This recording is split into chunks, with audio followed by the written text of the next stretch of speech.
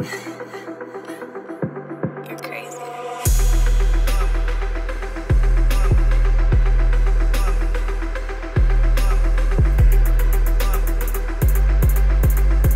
Joan, welcome to the Viall Files. Thank you for having me. It's so good to have you. Our first golden lead. Oh, Yeah. so you never had Gary? We never had Gary. Oh, Yeah. well, thank you for having me. I listen to you guys, and I'm excited to be here. And Really? Yeah. I listen to you all the time. We're Yeah. flattered. We're huge fans of you. Thank you. And Have love we- watching you on our screen. Well, Have vice we versa. said I'm huge fans of you. anything we shouldn't have said about No. you or anyone else? Well, Sometimes we I hear don't it and we're know. like, like, oh, she probably cringed. No, I'm here. So apparently, Yeah, you're I'm here. Okay. I'm okay. Okay. yeah. That's true. Yeah. I Cheers mean, up. like, when you put yourself out in this world, people say things that you aren't always happy with, but it's like, I decided to do this. We've always been Team Joan. Yeah. Thank you. I Yeah. feel. I feel like a lot of America was Team Joan. Even like, I feel like the week you left on Gary's season, it was like, make her Bachelorette. Make her That the was Golden so nice. Bachelorette. Yeah, because it's kind of weird to have only gone as far as I did and to become the Bachelorette. But I think I just got like undeserved credit for leaving to take care of my daughter, because like any good mother would do that. But luckily it kind of resonated with people. And so here I am. But I kind of feel like I don't deserve the credit I really got. Please, you definitely Why do you say that? Well, because I feel like my mother was a great mother. She would have left for me if I needed her. And I feel like all the mothers that I know would have done that. But I do have to admit that there were people that DM'd me that said my mother wouldn't have done that. And like, I wish I had a mother like you. So not everybody would have done that, but I do feel like I was kind of given credit. I mean, I know that the message resonated with people and maybe made them feel good that, that I left and that, they would have done the same thing. And maybe that was more the message, that I wasn't actually getting credit for it, but people just understood it, like the feeling of having someone who needs you and you be there for them. And I think it's also okay to acknowledge, even if it's like quote unquote like the bare minimum someone can do, which I think is kind of what you're That's suggesting. what I feel like. Right, exactly. I think it's okay to acknowledge you're still doing something good and you're still doing something caring and considerate. And even though we have our new daughter, it's just like when Nellie and I do something for each other in terms of like helping with River, I think it's okay, even though it's kind of what we expect is the bare minimum that we help each other out, to still say thank you, or thank you, and still acknowledge recognize it and acknowledge it. And no, and I get that. And this is like, I hear this more and more. People say, moms say they watch it with their daughters. So I think it like spurred maybe conversation with people. And maybe that's why it got to be like a popular message that I had left for my daughter, because so many mother-daughter couples watch it. How long have you been watching The Bachelor? So I'm in probably from the beginning. Okay, remember Trista. Okay, So that's really beginning. And then I was kind of in and out because, I was kind of like, I had teenage kids and like I needed to pay attention to what was happening at home. Now, like I'm way more of a watcher and have been for a bunch of years now that my kids are a little bit older, because I feel like it's a great reason to get together with friends and drink wine on a weeknight. Yes. Yeah. So it's a reason to like have a little party on a weeknight. Overall, how has the experience been? Just knowing, I mean, I don't know what it's like to be in your shoes. I think Golden is a little bit different than traditional one, but sometimes fans can, be fanatic or offer unwanted opinions. And I know other leads have had a difficult time while it's aired. Has it been generally positive for you, or have there been any challenges while it's been airing? Or so actually like 99% positive, to be honest. I do get it's more about not what I'm doing on this journey. Like, I think people respect like the choices I've made and how I'm doing it. It's more about the way I look sometimes and about like she has too much Botox and too much filler and she can't move her upper lip. And so I literally look at myself in the mirror. I'm like, do I move my upper lip when I speak? I'm like, does everybody move their I'm like, I don't think people move their upper lip when they speak. Oh, yeah, I feel like so it was weird. Yeah, see? I know. Now I'm like, thinking, do I move that much? I know. I literally stare at myself in the mirror. And going I'm like, I gotta move my upper lip. The internet is not fun for that. I always thought I was like a decently attractive guy until I went on TV, and then I was like, I'm ugly. It's brutal, isn't it? I'm a disgusting hideous. looking person. I feel the same way. Well, I think his glow up, I feel like set you up kind of for, I mean, did they say that to you on the first season, or was it like once you I definitely went to got Paradise shamed and you into like changing into growing a beard, basically. Oh, because it was hip? Well, everyone just told me that my face wasn't good enough for TV. I did not say that. No, some people did, actually. You're, I feel like the most prolific bachelor of all time. You just kept reappearing. So I think they liked you. Or they felt. Have I gone too far? They had they had an opinion about me one way or the other. His critics are like, that's definitely not the reason. But I had a compelling story, I suppose. Yeah, I think so. I was resilient. Yeah, my mom always said I was persistent. So. You are. Yeah, you are. Well, Joan, we usually like to use these Going Deeper episodes to do that, just to go deeper, to get to know our favorite celebrities, our favorite reality TV stars, a little bit outside of the big screen or silver screen or whatever it's called. And so, I'd love to just get to know you better. I mean, the mom that you are, the partner that you have been and hopefully hope to be. Mm-hmm. So, I mean, I guess just would love to just talk a little bit about that. Sure. I feel like I'd love to start, I mean, and this is going back, but just kind of at your childhood. I feel like childhood is really what shapes us to be who we are. And I'd love to know, like, what was your childhood like? So I grew up in a really small family, and it kind of motivated me to have a big family, when I was, starting my own adult life. I grew up with a mom and dad, and my dad grew up in Holland during World War II, and all of his family still lived in Holland, and he immigrated here. He had one sister here. So he was like all by himself. I had no relatives on his side that I could actually see. Wow. My mom grew up basically in an orphanage. And she had a mother who was alive. Her father was not alive. Her mother was alive, but got tuberculosis when she was growing up. So was in a sanatorium for 8 years. So she grew up in an orphanage or in foster care. So I literally had no relatives. It was my mom and my dad and my brother and I. And that was it. And eventually my mom's mother kind of came into our lives when she was well. But I had such a small family. But I had a family I felt so loved. My brother and I were the center of my parents' universe. Like there was nothing more important. Education was so important. They sat down every night with us and did our homework with us and, made sure we had our one vacation every summer. And, we didn't have a lot of money. So we would drive someplace in our big station wagon and we would cook at home at, wherever we were. But I never knew that life could be any different than that. I felt loved and I didn't know what was going on out in the big world that what you don't know that you don't have, you don't know. Yeah. So I grew up, I had a happy childhood and I felt loved, but I did feel like I would go to friends' houses that had big families. And I was like, this is so much fun here. Like there's always action. There's always something going on. Some kids always in trouble. Some kids always already outside with a skinned knee. And like my house was very quiet. So I knew that when I had my own family, I needed a big family. And I happened to marry a Greek guy.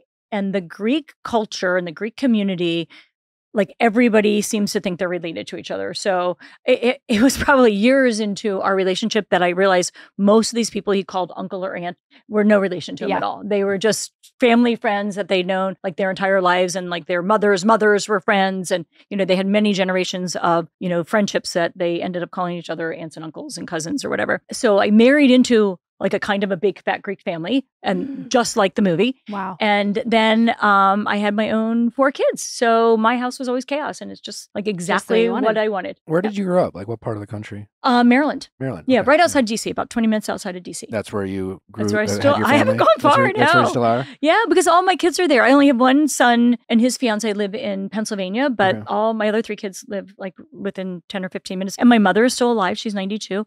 And I still have a mother-in-law who's alive and my sister-in-law. So, and the extended Greek family is still around. So I'm not leaving. I always wanted this big family. I'm not leaving them. How did you meet your husband? We met at a bar. My mom used to say, can you say you met at a restaurant or church? I can't. I cannot tell a lie. We met at a bar at the beach. So I live close to Ocean City, Maryland. It's just a beach community.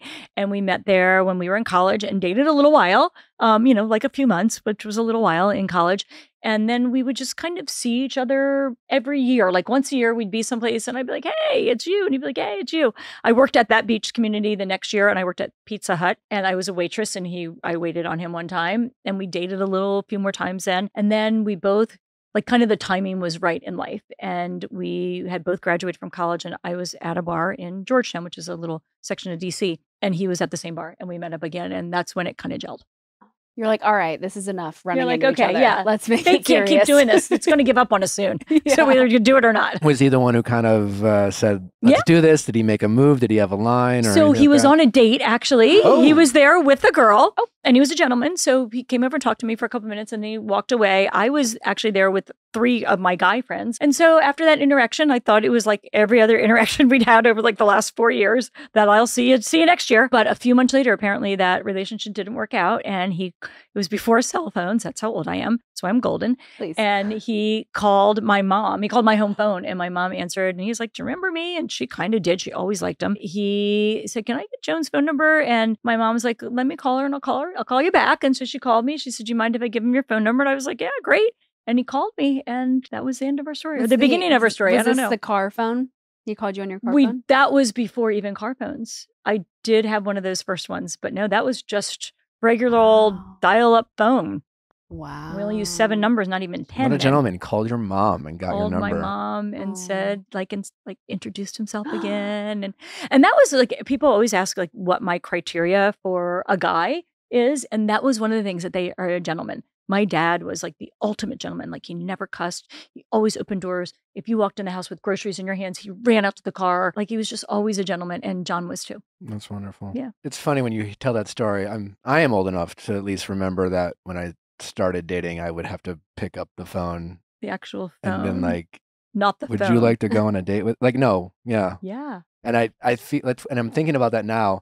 I honestly feel like younger people now would almost be like, why are you calling me to ask me this question? Why aren't you texting me? Yeah. Yeah. Like, because we have to send a homing pigeon with a note. Yeah. Because, well, imagine though, for the people who didn't want to say yes, that's an awkward conversation. No, so true. Yeah. Like the nuances of dating are completely different. Like it's a different world out there because, you can flirt via text and, you can be really, like you can think about what you're going to say and be kind of witty and kind of funny when you flirt. When you're on the phone and you're, like right now, you got to come up with the response. You're probably not anywhere near as cool as you are now. And there was no caller ID. So you're like, hello? Yeah. Like, do you want to go on a date? You're like, she's not home. She's not here right now. Get her. Yeah. She's not home right now. Yeah, I know. She's left. I shouldn't live here anymore.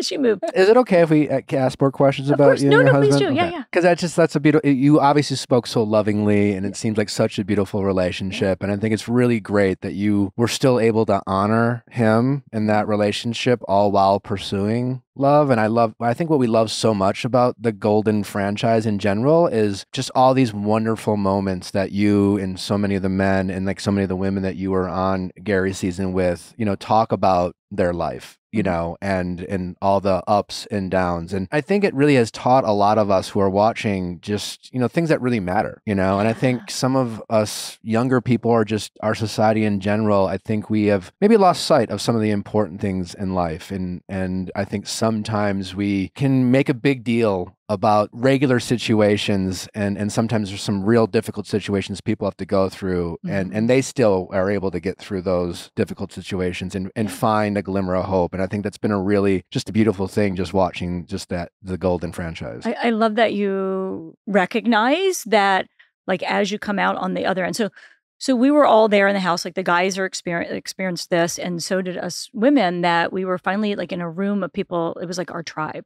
It was of people that never expected to be in their 50s and 60s and 70s and be single. And like, it's a really weird place. And the lesson there's like no guarantee. Like, don't take any of your interactions with your loved ones for granted because it could change on, in a second. I think about that honestly a lot lately. I'm a little older than Natalie. So I guess as I get older, I start thinking about this stuff. But now that we have River, Nellie and I are going through this really great period of our life. Yeah, you are. We got married this year. We have our new baby. You have a baby, I know. It's been, So fun. really like we're on a Like real knocking on wood every day. Well, yeah, we're just like, I feel like we're at the craps table in Vegas and we're just on a heater, and it's going so well. No and seven, I'm no just seven. trying to remind myself just to really and just enjoy it all because like at some point we're going to have to deal with something. I don't know what it is, but It's just a fact of life. It's just a fact of Like, life. nobody goes through unscathed. Yeah. And also like you talked about, you said, that there's no guarantee. So like, that's what I got from like what you were talking about. And that really is true. But also that the important things that you're focusing on, really make sure that they are really important. And so like, I see the younger Bachelor seasons and I very much love watching them because I love seeing young love and watching it unfold.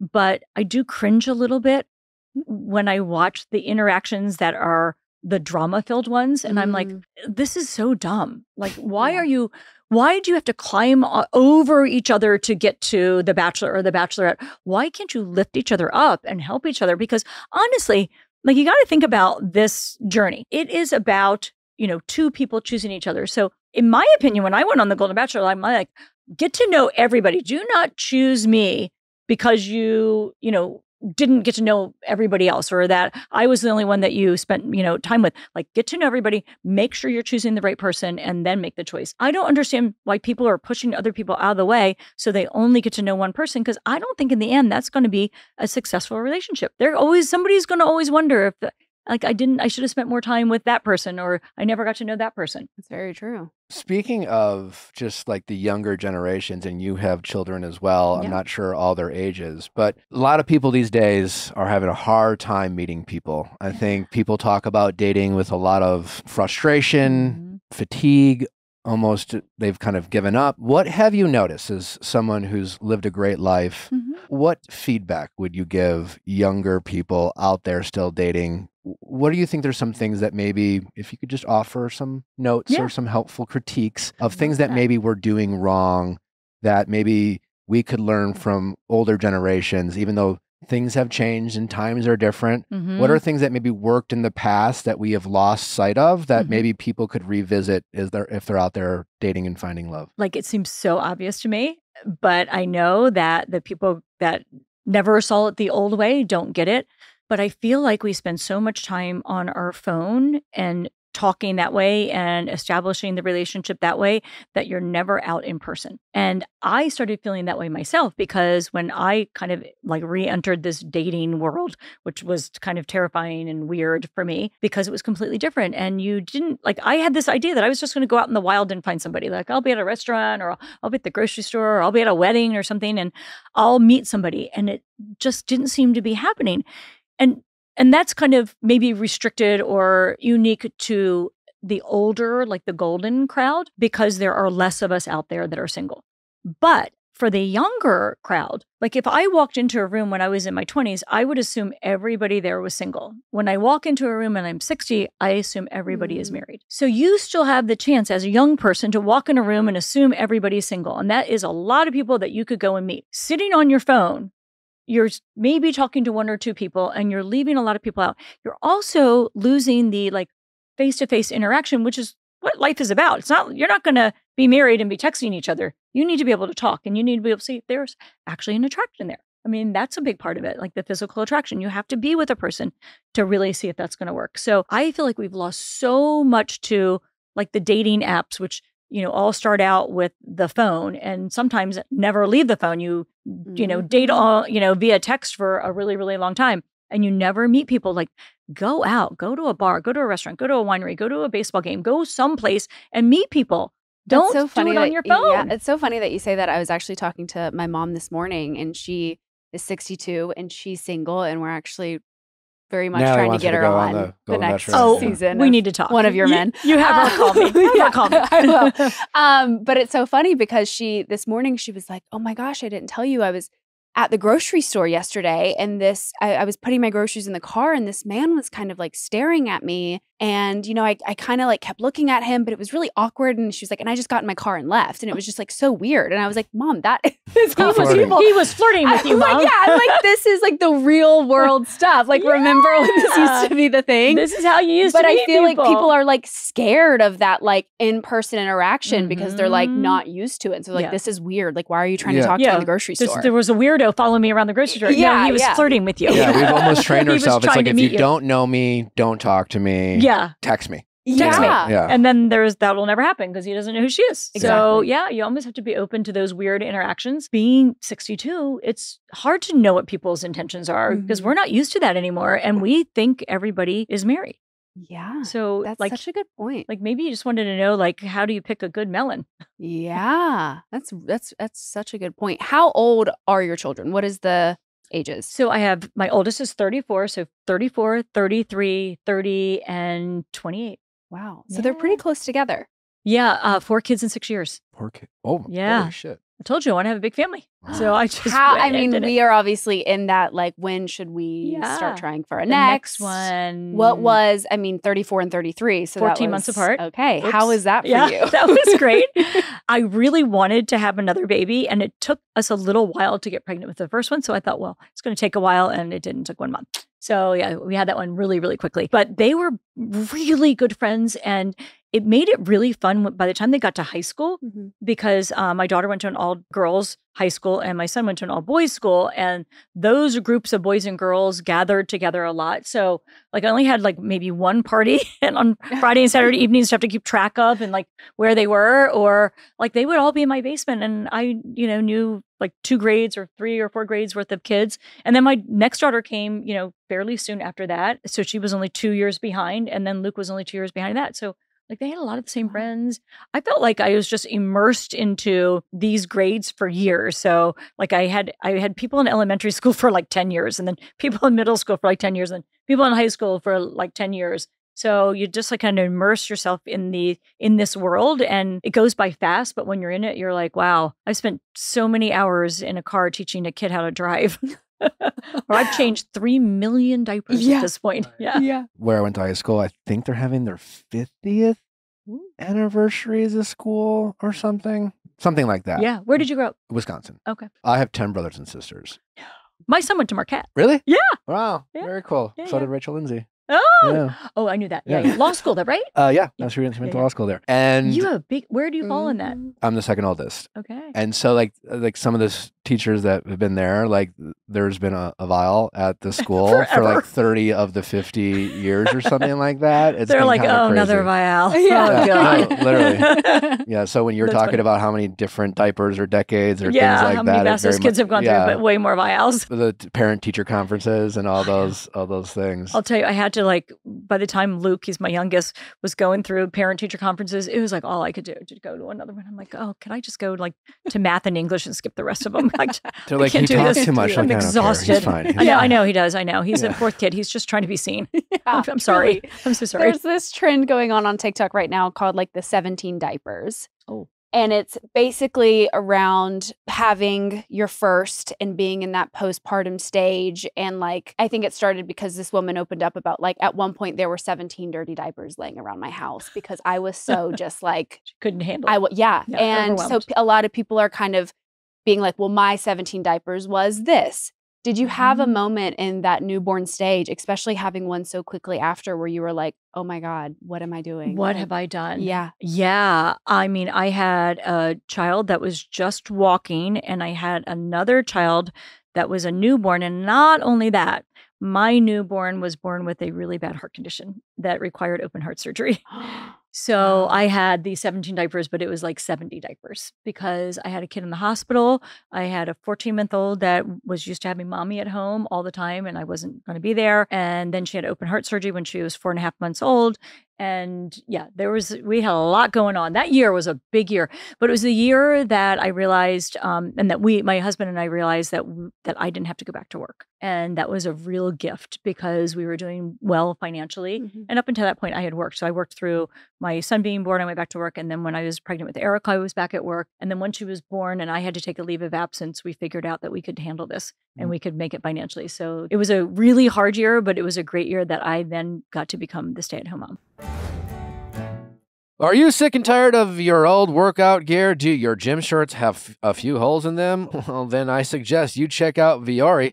Viall makes absolutely amazing and versatile athleisure where everything is designed to work out in, but it also looks great just walking around the house. In fact, honestly, I mean, all of my guy friends, like they wear Viall 24/7 wherever they go, whether it's the gym, whether it's the movies, shopping with their friends, at work even. It's probably comfier than whatever you're wearing right now. Their clothing can be used for any activity. Use Viall for running, training, swimming, yoga, but also for lounging, running errands, grabbing iced coffee. They've got the women's performance jogger, which I love and I know you'll love. They're the pants you'll never want to take off. Their performance joggers have a slim but relaxed fit with a slightly cropped leg, side pockets, and a drawstring designed with the softest premium dream knit stretch fabric fabric. They also have the women's daily legging, which has a breathe interlock fabric that will make you want to wear them every day. And for the men out there, I'm going to talk to you about shorts. I'm very particular with my shorts, so much so that I never used to wear shorts in adult life because I just felt like I was either given the option of like looking like someone who like is 18 because the shorts are really too baggy or don't really fit well, or I had to wear shorts that were just honestly too high, too tight, and not for me. But the men's core shorts, or quite honestly, all the shorts that Viall makes, are perfectly shaped. Not too tight, they're not too long, not too baggy, they're not too short. They fit exactly how a short should fit on an adult man. And I'm here to say, if you are a little like sensitive about certain shorts, not with Viall, check them out. Viall is an investment in your happiness for our listeners. They are offering 20% off your first purchase. Get yourself some of the most comfortable and versatile clothing on the planet at viall.com/VIALL. That is VUORI.com/VIALL. Not only will you receive 20% off your first purchase, but enjoy free shipping on any U.S. orders over $75 and free returns. Go to viall.com/VIALL to discover the versatility of Viall clothing.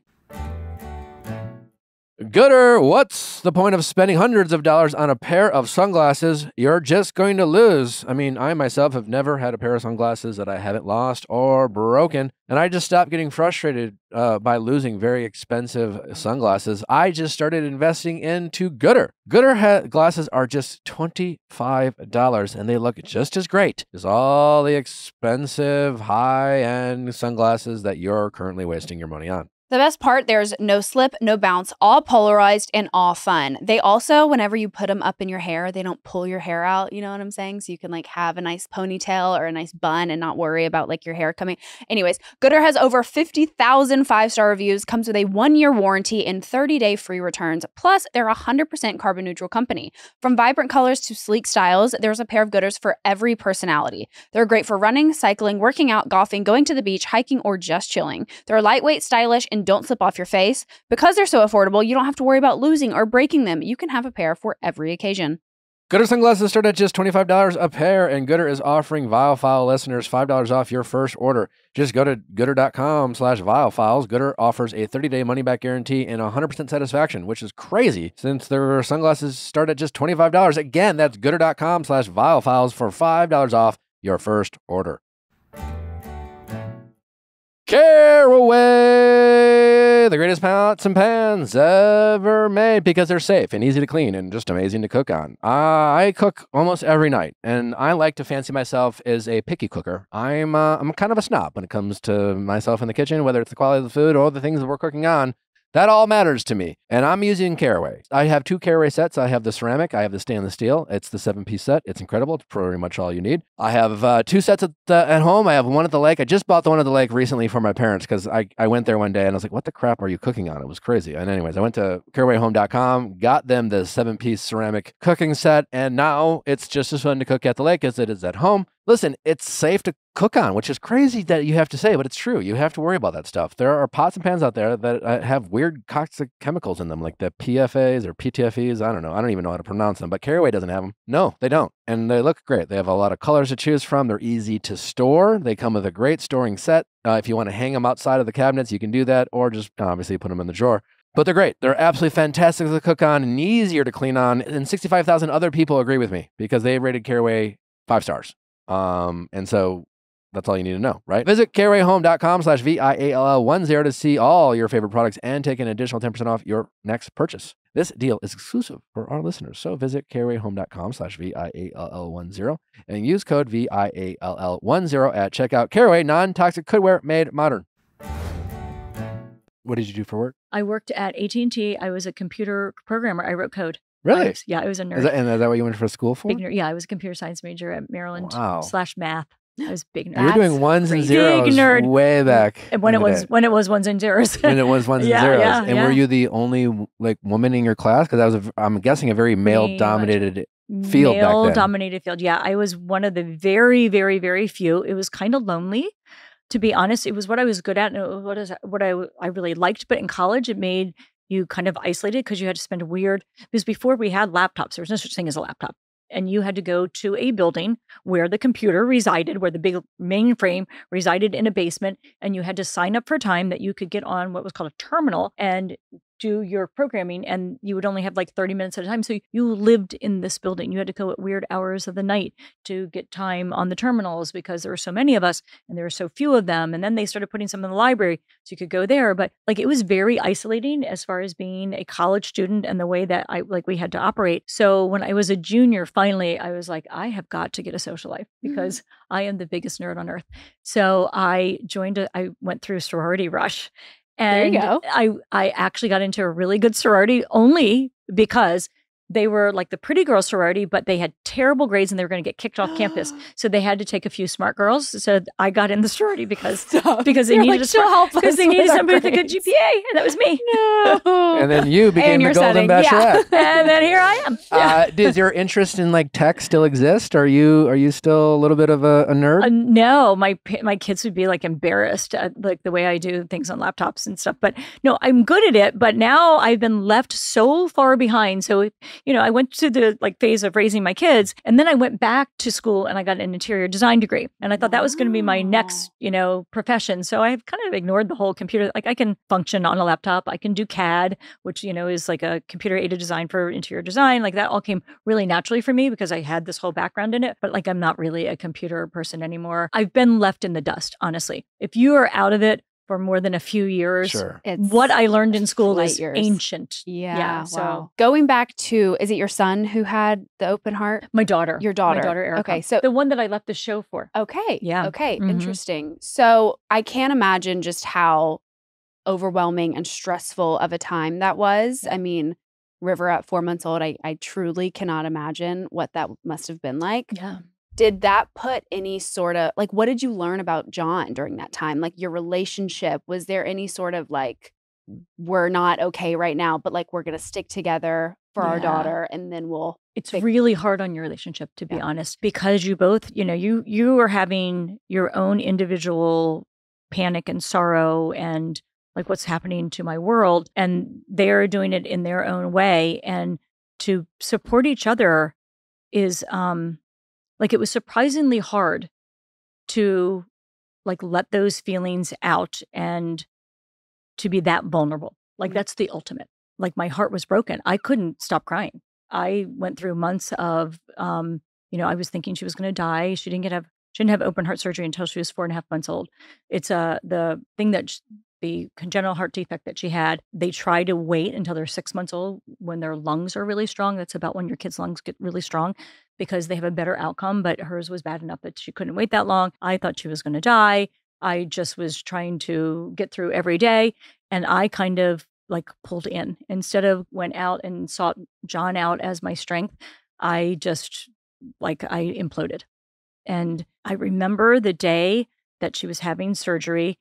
And the surgeon came in and they said, we're going to take your baby now. And I was holding her and I handed her over and I thought I was going to die. And that was when John and I came together. It was that day. It took 4.5 months for us to be sitting on that sofa in the waiting room. It still brings tears to my eyes. I'm sorry. I can picture putting yourself there. Yeah. And I haven't talked about this ever, honestly. And we sat on that sofa and we held hands for 5 hours.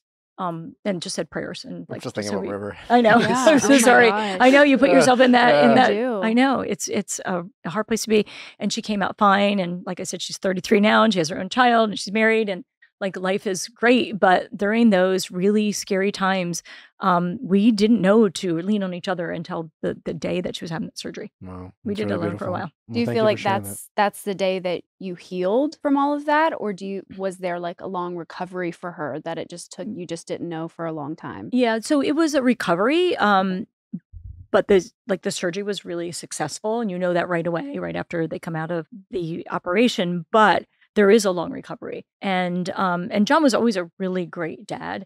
He didn't change diapers, but he was one that he was the fun guy. Yeah. Like my kids had a great childhood. They had a great adulthood because John, everything he did was epic in fun. Like he never did anything small. Everything was big. And he did that even when they were kids. Like I remember for Erica's second birthday, he bought her a horse. I'm like, she's 2. What are we doing with a horse? Can't ride this. We live on a farm. What are we going to do with this horse? What did you do with it? There was a farm close by, like on the other side of our neighborhood. So like he didn't think of any of that. He was just like, he's let's like, just I'm going to buy a horse. Well, I have a daughter. She should have a horse. He put her pink cowboy hat and a horse. You two were married for 32, 34? 32 years. 32 years. Yeah. Obviously, that was a very beautiful moment you just shared. What were other ways that you two, because obviously 32 years, long lot time, of years. ups and downs. Yeah. How did you guys stay connected? You know, when life happened and got you down and yeah, but how did you guys continue to keep that flame going? Now, you know, we talk about with our audience, like, and I'm sure you agree, but you know, to have a relationship work that long or at any length, you really have to wake up every day and decide to be with each other and make it work. This is a person. You can't just rely on the day you met and no, fate to keep it going. try to remember those great feelings that you have, because these do settle down and you become life takes over, or butts in or whatever. I learned many, many years ago, I had this friend when I was growing up. I was in 4th grade and I will remember this forever because she was an only child and her name was Mary. And Mary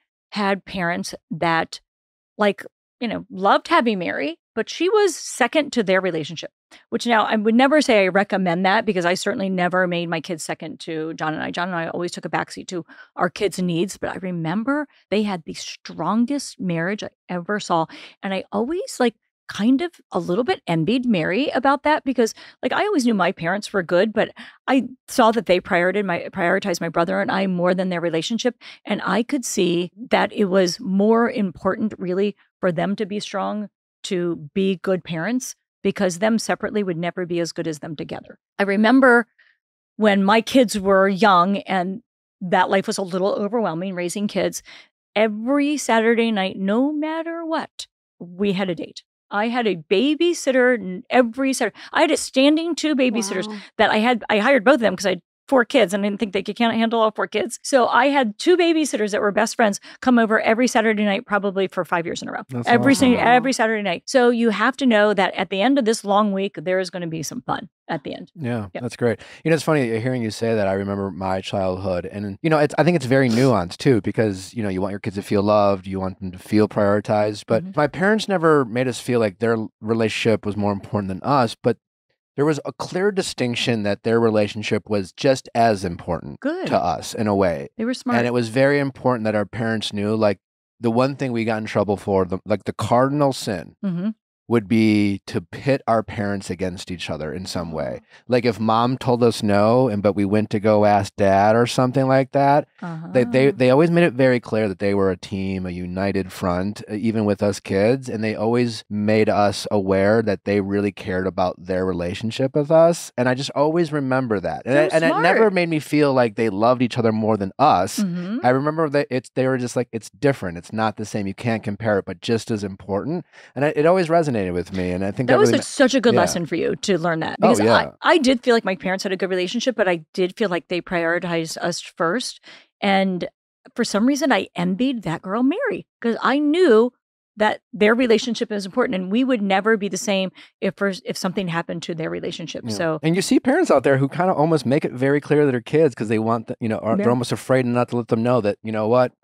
You guys are the most important. And I feel like their intentions are good there, but it's almost at the result of almost alienating your spouse. Yeah. You know? I mean, a bigger gift to your kids is having a strong marriage. Yeah. It really is. Then, I think the kids will always know that you care. You will always put their needs first, but showing them that you have a strong marriage is really, really important. So making that special time, even if it's just one day a week, even if it's just Saturday night, I'll tell you, we looked forward to those Saturday nights. Like we always had plans with other couples. We always had something fun to do. We wouldn't just say, well, we'll go out to dinner and be back in a couple hours. Our night was fun. Yeah, you'd go out. Yeah, we went out. What were some of your favorite things to do? We would usually go out with other couples and we would explore good restaurants. We would end up a lot of times at bars. There was a time for a little bit of time that people would have dinner parties, which sounds like such an old people thing to do because my parents used to do dinner parties. We do. It is so, dinner parties are really fun. I mean, I remember one dinner party at Debbie and Mike's house, and they lived like maybe like a neighborhood over, and I had a babysitter, and we said, we'll be home by midnight. And then I was like, we'll be home by like 1. Is that okay? And then I remember calling back saying, is it okay if we stay another hour? I was like, can you just spend the night? Oh my gosh, like sometimes it became really, really fun. You'd end up like dancing, and they like people, and like you would help clean up, and you would make food, and dinner parties are fun, but that needs to be reincarnated. Yes. I want to go to Debbie and Mike's house. Debbie and Mike had I remember that party really well. It was a good one. An absolute blast. They were good entertainers. Obviously, we know John passed away. What are you able to share about just dealing with that loss, or just tragedy in general? Just because I think a lot of people, again, some people are lucky enough to never have experienced a loss of that kind, or for the people, or for people who have, some of them are still struggling with moving on and moving forward. And some people never do. And what has worked for you to able to get to where you are now, to even be our Golden Bachelorette and be open to finding love again? Like, it's quite a journey, and I think it's like really different for everybody. So for me, like people say, that first year is really hard, and then you'll start to heal. And that was absolutely not true. The first year is a blur. I hardly remember it. I just was going through the motions of living and just like staying alive and making sure my kids were okay. And like that was like my main priority, to like kind of ignore my own grief and make sure that they were okay, that they were feeling whole, and that they were able to talk about what they needed to talk about or not talk about, whatever, to make sure they were supported. Because like losing a parent is really hard. Losing a spouse is awful. Losing a parent, like you can never bring them back. I could have another spouse. I hope to have another spouse. They will never have another dad. So that was really, really, really like my biggest priority. So then year 2 comes around, the kids are doing all right. Kids are resilient. They have each other. They have their friends. And I started maybe realizing that, like, oh God, what has happened to my life? I'm alone. And I then finally started dealing with the grief, and it would like hit me. I'd be like moving along, and then all of a sudden, like I couldn't breathe. I would think about like, oh my God, John is gone. And it just started hitting me year 2. Wow. And year 2 was really, really, really hard. And I tried to pretend it wasn't, because I didn't want my kids to worry about me. And they worried about me. And every once in a while, I would go in my room and I would spend an entire weekend in my bedroom. And I'd be like, I'm not coming out. And my kids would get wind of it. Like one of them would call me and they're like, what are you doing? And I'm like, oh, just watching HGTV. And then they call like 2 hours later, what are you doing? I'm like, oh, it's a really good show. And they're like, you're in bed, aren't you? I'm like, yep. And then they would start, I could tell they were starting to talk to each other, because I started getting texts from all the kids. Why don't we go to dinner tonight? What are you doing? I'm coming over. I'm bringing you Starbucks. So they were trying to get me out of my funk. But every once in a while, I just needed to go and be in my funk and just hibernate and not face the world for like a weekend. And I would do that like, once every few weeks. And then it got to be once every few months. And now I don't do it anymore. But it's a process. You just have to be kind to yourself and like learn to accept the new reality. And that's what it is. It's just accepting that this is what your life is right now. And it takes years. It took years for me. How old was your oldest and your youngest when John passed? So Nick was 31 or 30, and Luke was 24. So Luke had just graduated from college. So that's kind of like the timing on John passing away. So like and you'll figure this out as you have kids, like you start looking forward to the time you're raising them, you're in the thick of things, and you're getting your last kid in college, and they're moving towards the end of that. And you start to finally be allowed to make plans to be a couple again. Because now it's not all about your kids. You're not going to all of their games. You're not doing their homework. You're not making sure they're clothed and have their uniforms or clean and whatever. Like you're finally going to be out of like that life and have a life as a couple again. And it was really fun to start planning like what we're going to do, like where we're going to travel, or we're going to buy a house someplace. And you also finally have the resources. You finally kind of made it in life. You got some money, I could buy another house, or I could travel and do these really fun things. And that was when John got pancreatic cancer right at that time. So Luke graduated from college and John passed away less than a year later. So all of those plans kind of went away, and I felt like I lost my future. Like all those plans that we've been making for all of these years were just gone. There's poof, gone. I don't have anything to look forward to. I don't have that future anymore. Like that was one of the things that really motivated me to want to find somebody else. That I wanted somebody to live my life with. I didn't want to be alone forever. Mhm. I wanted a future again. And I know I could have made a future on my own, but it just didn't seem like the same thing doing it alone. Like doing things with other people are more fun. Like a sunset isn't anywhere near as pretty unless you're sitting next to somebody with a glass of wine, talking about how beautiful that sunset is. It just isn't. True. With your permission, I would Mhm. like to go back to that day. You opened up to Chock about some of the guilt that you felt and experienced because you said you left and you weren't there Mhm. when John passed. Yeah. It was in the middle of the night. Middle of the night. So first of all, I have to admit I was in complete denial. And if you had looked at this from the outside and looked in, you would think I'm a crazy person because John had gone from weighing about over 200 pounds to when he passed away, he weighed about 110. Wow. And I, in my mind, and also pancreatic cancer is like pretty much incurable. There's one procedure you can do. You have to catch it very, very early on. It has only a 30% success rate. It's very rare that people survive pancreatic cancer. Yet in my mind, even though John was ineligible to have that procedure, I thought he was going to be the person that would live. That he was so healthy when he got diagnosed and that there was no reason why, they can't find some miracle. We were flying down to MD Anderson in Houston, the like premier cancer hospital. We were trying to get to, him to be in part of studies, and none of those things worked. I did not believe he was going to pass away. Even though I had a hospice nurse there, he didn't want to have anything to do with hospice. He wanted me to take care of him, but I needed somebody to help me take care of him, like to help me get the morphine to help with his pain and to have the resources like the bed so he didn't have to go up the stairs and all these things. Yeah. I needed somebody to help me with all of that. So I was his caregiver, but I needed hospice to help me. And even though the hospice nurse said he looks like he's coming close to the end, I just didn't believe her. In fact, I had an appointment for him that day, the day that he passed away, to go to the hospital to have a procedure done that he was retaining a lot of fluid in his abdomen, and they called tapping it, and they just drained the fluid out, and it causes a lot of pain, causes a lot of discomfort. He was having that procedure done the next morning, and I had that appointment, for him. So I went into the room that night, and I wasn't sleeping in the same room because he was also being fed through a tube into his stomach, and this machine is kind of noisy. It makes this pumping sound every 30 seconds, and so very hard to sleep. I hadn't slept in like a year at this point because he'd been sick for a long time. And I went into the guest room, which is right next door to our master bedroom, and I fell asleep for a little bit. And I went back in at 1 a.m., and I gave him a med, and he wasn't awake. But the night before, he'd gotten into a lot of pain, so I hadn't kept up well enough on the morphine. So I went in and I put it under his tongue. It melts underneath your tongue. I put it underneath his tongue, and I thought, okay, got that in him. He's not going to wake up in pain again. I turned off the machine because the bag was empty. I flushed the tube, and I went back to sleep. And I came back 2 hours later. I'd set my alarm because I needed to give him his next dose of something. I don't remember what it was. And I came in and he was gone. And I felt so bad that I wasn't there with him because nobody should die alone. But I didn't believe he was going to die. And I just wanted to get a little bit of sleep in that. Now I look back and I'm like, that was so selfish. I could have just stayed in the room, or I could have sat next to the bed and held his hand and probably dozed.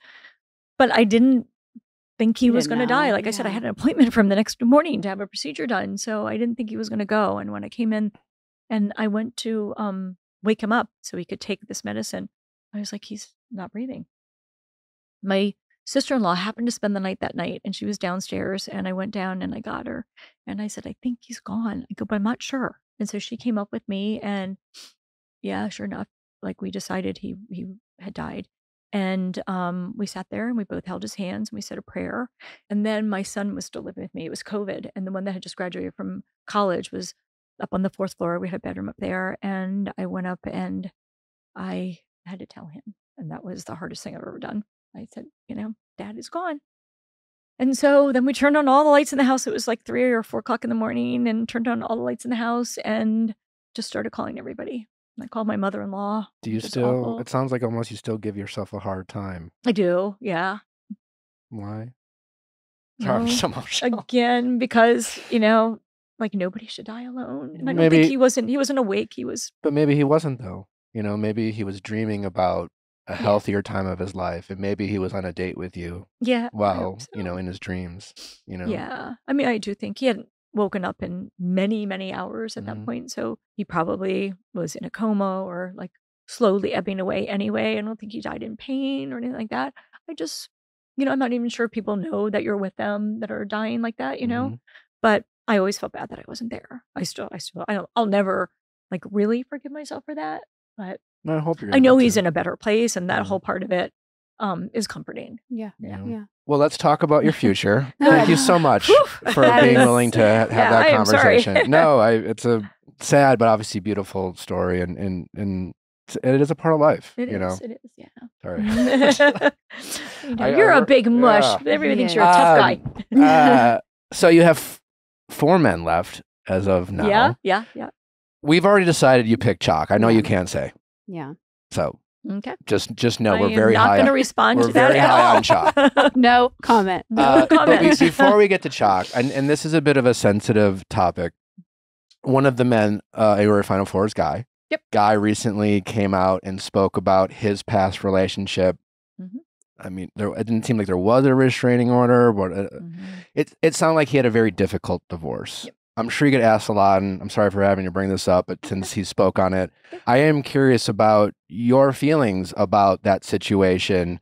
A lot of people have a lot of opinions about, is this someone, given the situation, should have been allowed on TV? But you did get to know Guy. Maybe, for all we know, you're in a relationship with him. Can you speak on the person you got to know? And just generally speaking, how do you view that situation, and what are your opinions about how it all went down? I feel like the Golden franchise is a little bit unique because we come here with a lot of past. We've lived a lot of life, and it doesn't completely surprise me that there are, people do things that they're maybe not proud of later on, and when you agree to go on this show, you expose yourself to those things. The guys that I got to know were gentlemen. They were kind people. They were kind to each other. They were wonderful to me.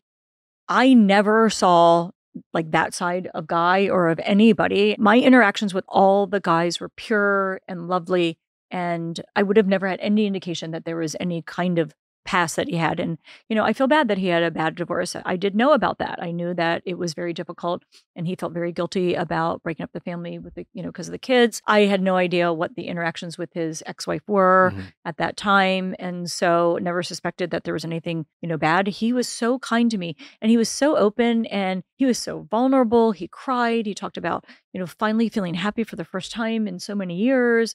I never in a million years, would have guessed that there was any kind of past there. And I still believe that he's a really kind and good person. Maybe he made a mistake. I don't know. I don't know anything about really, other than what you guys know also. And I did see his response to that. And I feels like it's resolved between the two of them. And it just unfortunately came out. Yeah. Well, thank you for answering that Yeah, question. Chock, here's what I here's You're not gonna let that Nick go, are ya? called it from the beginning too. episode Nick, one. episode one, Well, he was like, I said I think Chock's a front runner. You do. I think I didn't say she's going to pick Chock, and we don't know But for so sure. far, you're right. Yeah, For he sure. is a front runner. Golden Bachelor, Gary, listen, I know he got married to Teresa. I know it didn't work out, but just watching it, and every season's different. And I know you've been very open to getting to know everyone, but I think with the first season of Golden Bachelor, I really enjoyed, for the same reason we love your season, just, all the openness and people talking about their lives. But I think it was just harder to see the love between Gary and I had a hard time seeing real connections on Gary's season for whatever it's worth. And when I see you and Chock, I see two people who are falling in love. I really do. As opposed to with, some of the other men, it just seems like it's a very respectable interaction.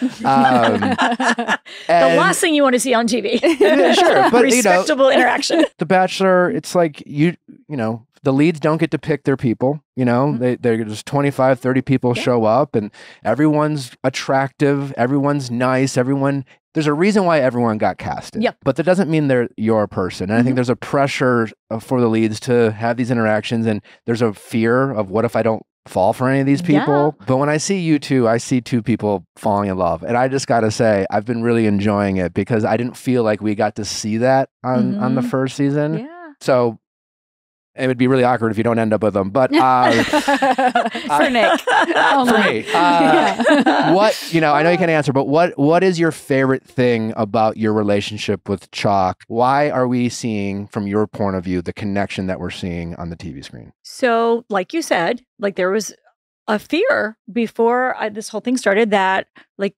like you said, these men are cast. You give them an idea. You give the producers an idea and the casting agents, like what would be a good match for you or what kind of person you'd be interested in. But then you don't know how they did. Or like, I didn't even know how many people were going to apply for this. When I think about men and putting themselves out there in this big way, I'm thinking no one's going to want to do this. Like they're going to have like 12 applicants.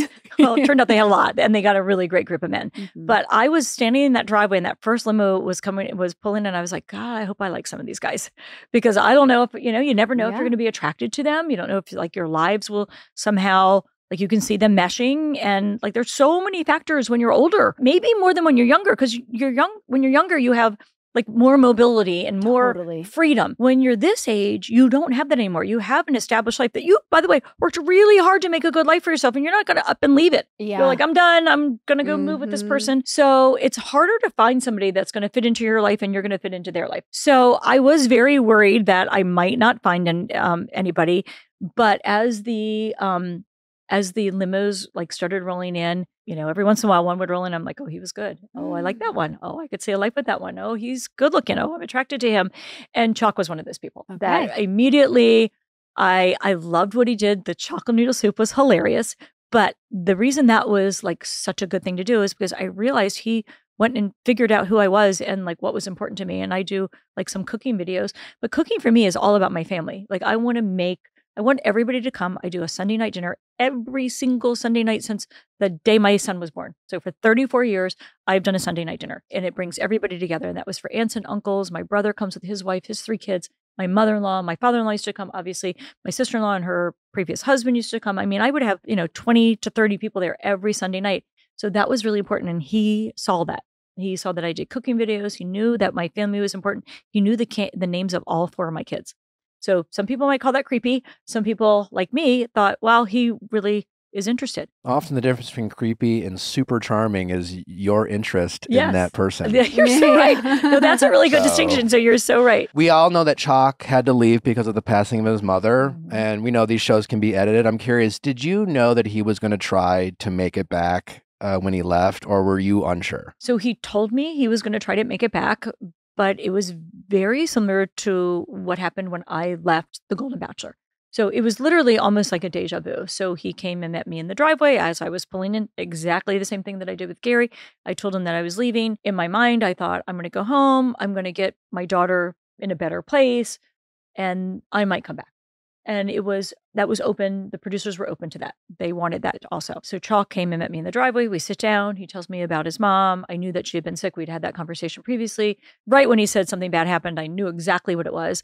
And he said, but I'm going to try to be back. I'm coming back. And I thought, yeah, you're going to try to come back. And I believed him. But as I went through the rest of that day, he was on my mind. I kept thinking, he thinks he's coming back, but he has no idea what's going to be waiting for him at home and how much his family is going to need him. And I was really worried that he wasn't going to make it back.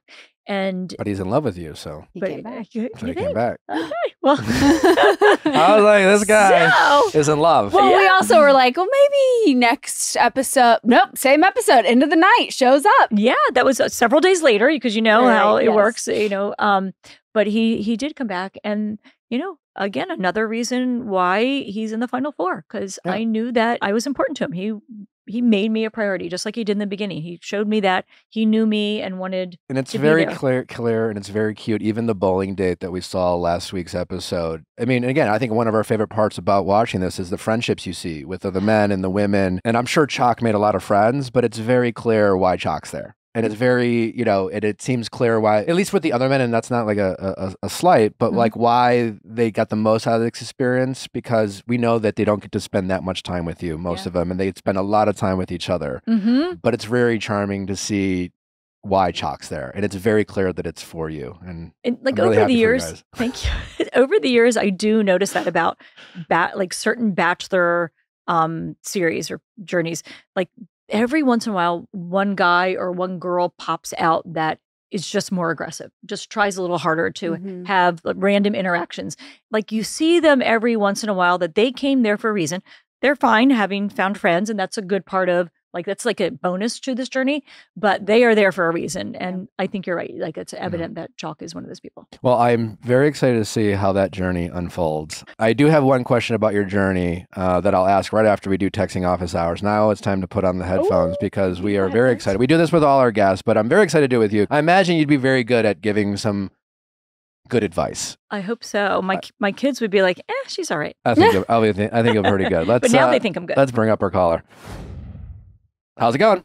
Good. Hi, my name's Rachel. I'm 23 years old and I'm single after 4 years and don't know how to date. Okay. All right. Why do you feel like you don't know how to date?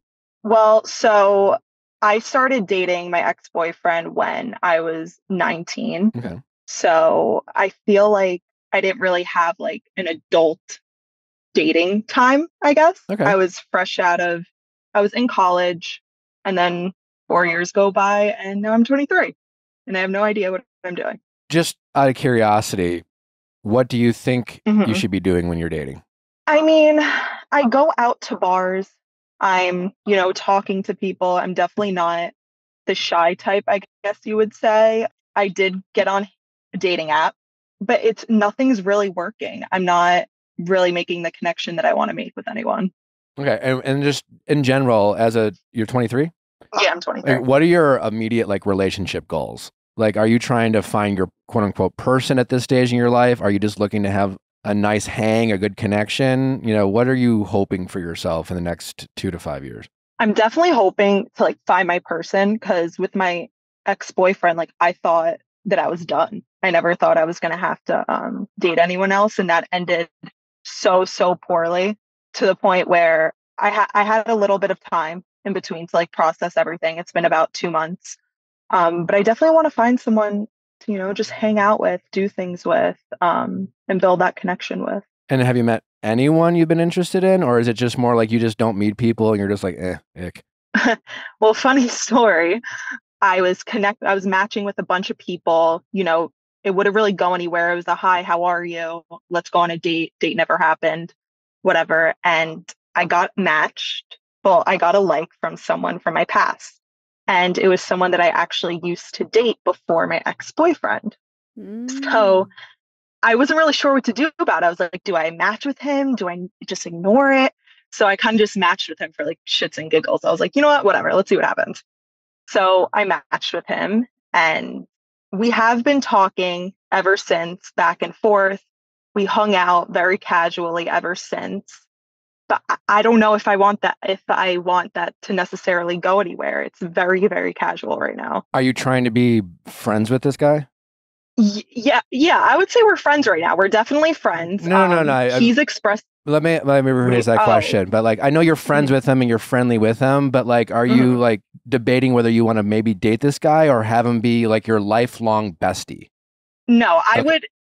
Yeah, well, that's kind of my point. I think I would date him. I would. Yeah. So I guess what I'm saying is you're not trying to make this guy your friend. And then so in this particular situation, and that'd probably be my general advice, and I'm curious what Joan has to say, but give yourself a little grace. I know it doesn't feel this way because today's the oldest you've ever been, but you're super young, right? And I do remember being 23 and having a lot of expectations of my love life and dating life that I came up with those expectations when I was 19. And it's very easy to get in your early 20s and start asking yourself, am I where I thought I was going to be when I was 19, and then feel like you're not doing what you should be doing.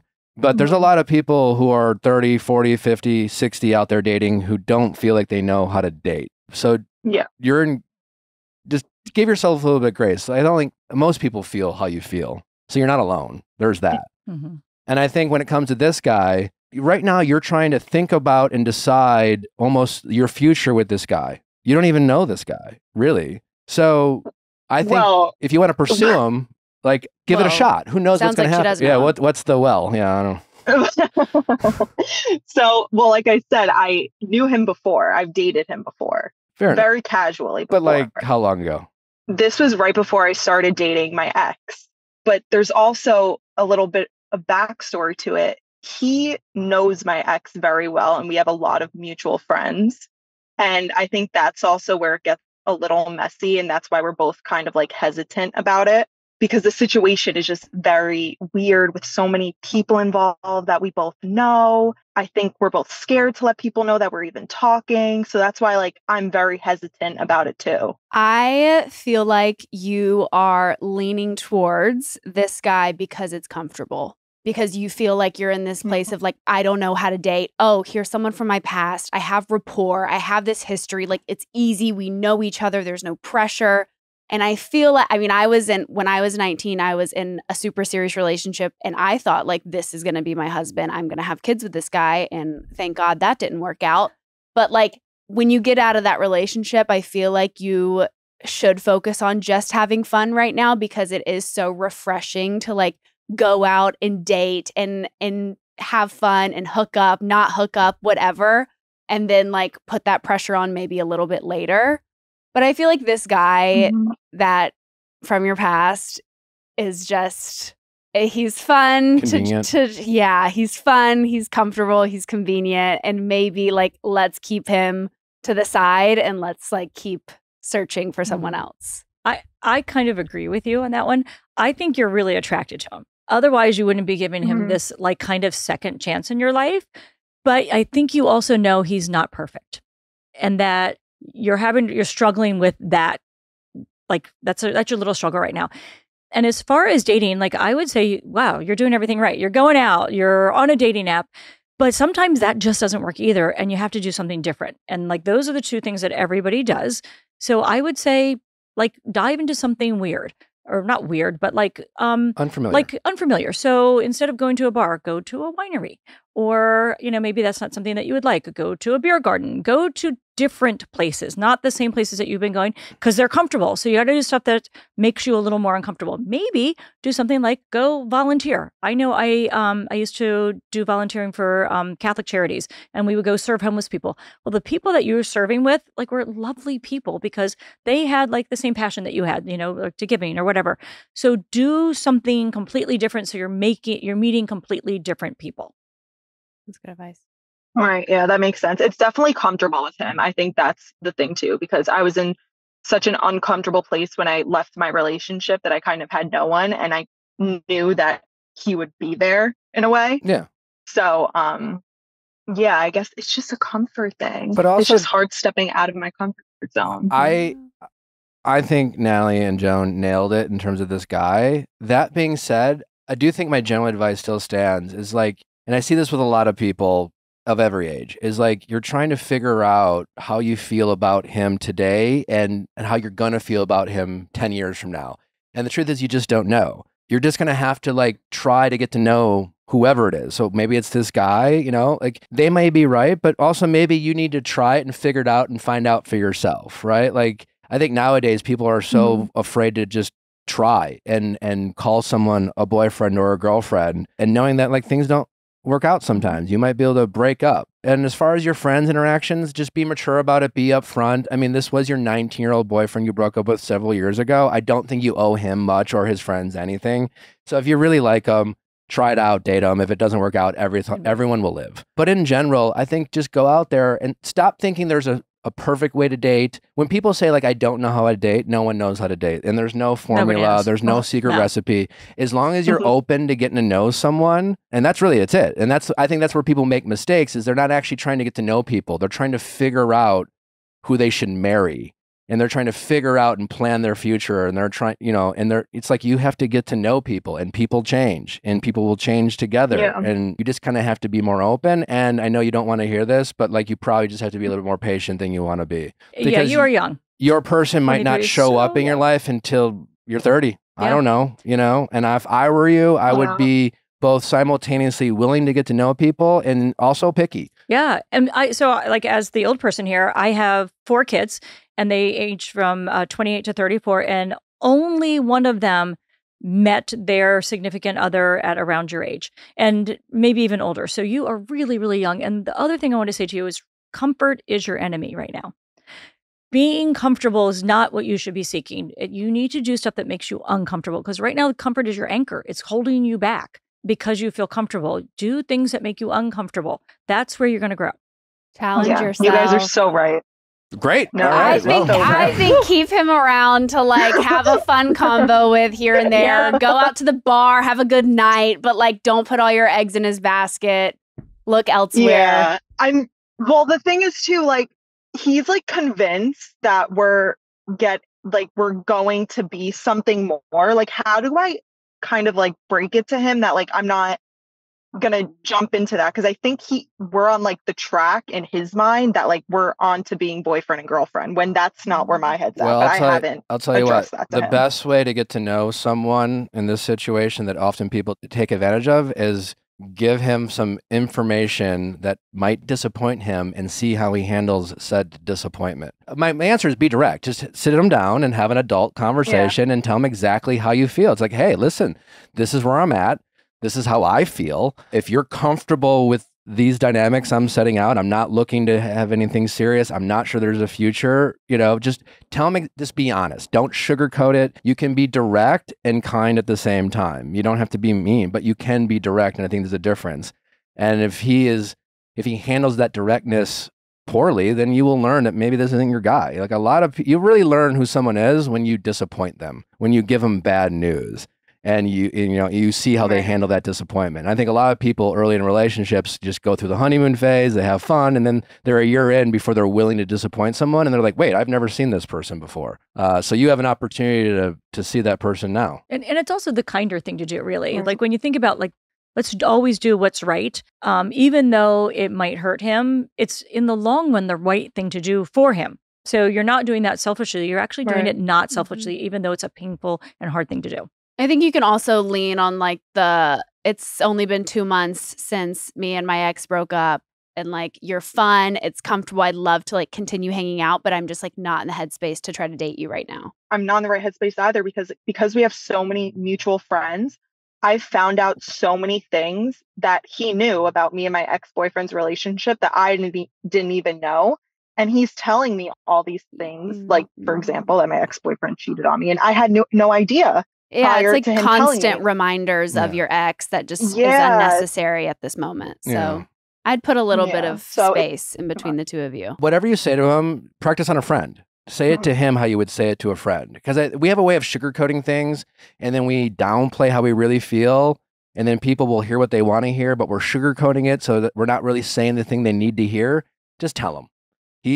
Hopefully he's an adult, and hopefully he will be respectful. But either way, you will find out a lot about him and how he handles this disappointment. To Joan's point, do him the courtesy of at least being upfront and honest with him. Yeah. No, he's 29, so he should be an adult about it, but we'll see. All right. All right. Well, hopefully that was helpful. Yeah. No, you guys are so helpful. Thank you so much. Good luck. I know you're going to find somebody, but give yourself time. You are so young. You don't realize how young you are. You're a baby. It's hard to have a relationship at the age of 23. It really is. This is the time you're going to have fun. You have your whole life to do this married couple thing. Joan gave you the best advice in terms of challenging yourself to get out of your comfort zone. You may not appreciate it now, but fast forward. Yeah, you'll grow. You will remember that I still remember advice I got from my grandma Phyllis about perspective. Yeah. Yeah. We dated on national TV. We went way out of our comfort zones. Well, thank you for the call. We appreciate it. Thank you guys so much. All right, it was so good talking Good to meet you. All right. Bye. Nice meeting you. Nice meeting you. Do your children go to you for general dating advice, or they often go to their friends? So they're all in serious relationships. So 2 of them are married. 1 is engaged, and my youngest just moved in with his girlfriend last weekend. Okay. But when they were kind of growing up, my kids didn't necessarily come to me for dating advice, but I had the house where everybody hung out, and I ended up in so many dating conversations with their friends. So I think like through osmosis, they just heard it because and their friends would definitely come to me, and we would sit in the kitchen, and we would have like a whole forum with like 12 people there and talking about like the turmoils. And I remember so many dating conversations, and my daughter and I now do this a little bit on Instagram. We do these, we call them carpool conversations, because where you have the best conversations, you'll discover this with your kids, is when they're captive in your car, because you can talk to them, they can't escape. So, and you don't have to look to them face to face. They're usually in the back seat, so you can have the uncomfortable conversations with them. So now my daughter's in the front seat with me because she's 30, and we're talking about it. And it was the best dating advice that I ever gave her, which is really funny. And it was like, people only treat you the way you expect them to treat you. So if you accept someone being rude to you or not being on time or whatever, that's what they're going to do. So hold people to a really high standard and you'll get a better, match in the end. I'm sure all of your children's partners are wonderful, but have any of your kids, prior to meeting the people they're dating now, have you ever not liked any of their boyfriends or girlfriends? They will listen to this podcast. I'm just letting you know this. And yes. How did you deal with that? How did you handle that? I tried really hard to not let them know.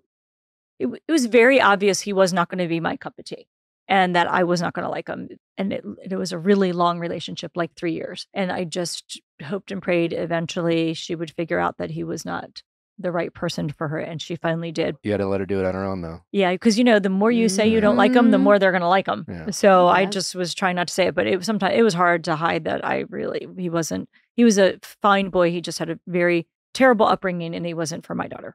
Joan, I know you have to get going, and I just want to thank you so much for being so open and gracious with your past and all of your wonderful memories that you have, and thank you for sharing them with us. I do have one question, and that is, if you do end up in a relationship, are you open to a TV wedding? Are you even getting engaged, or were you like, I'm just looking for someone to date here? So I said that I didn't necessarily need to get engaged. Like that, I wanted to leave this with a person, like the person that I thought I'm going to see how life works out in the outside world. So outside of the Bachelor experience, when you go to just be real people out in the real world, does this work? So I'm not going to tell you whether I ended up with somebody or if I'm engaged at that point. But I do think that Bachelor Nation, all the people that are invested in your journey and that have watched you, do deserve to get like a good finale. So if it is a wedding, or if it is like we move in together, or if I find somebody at all, they deserve to get to know that, because it's not fair to stop the story right when it's ending and say, oh, okay, see you later. The show's over. Well, thank you for your service. Yeah. So I would be, I would be open to a wedding if I was going to get married. All right. I lied. I have one more question. Can you give us 3 names of your men of who you think could be a great Golden Bachelor? Ooh. That is so hard. Oh my God. So you have met all of the men like on TV.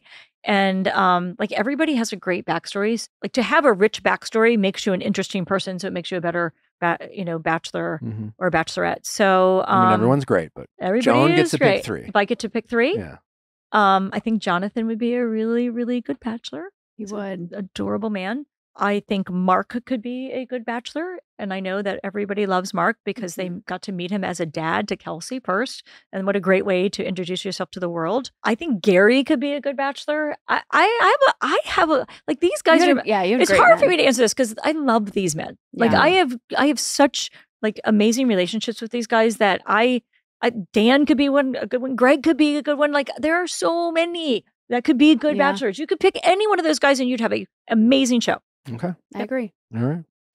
Well, Joan, thank you again. It's been lovely chatting with you. We wish you nothing but the best the rest of the way. Say hi to Chock for us. And we're excited to see how your journey unfolds. Thank you. Thank you, guys. Great being here. Thank you so much for having me. Thank you guys for listening. Don't forget to tune in tomorrow. We are back for another episode of Reality Recap. We'll see you then. Bye-bye.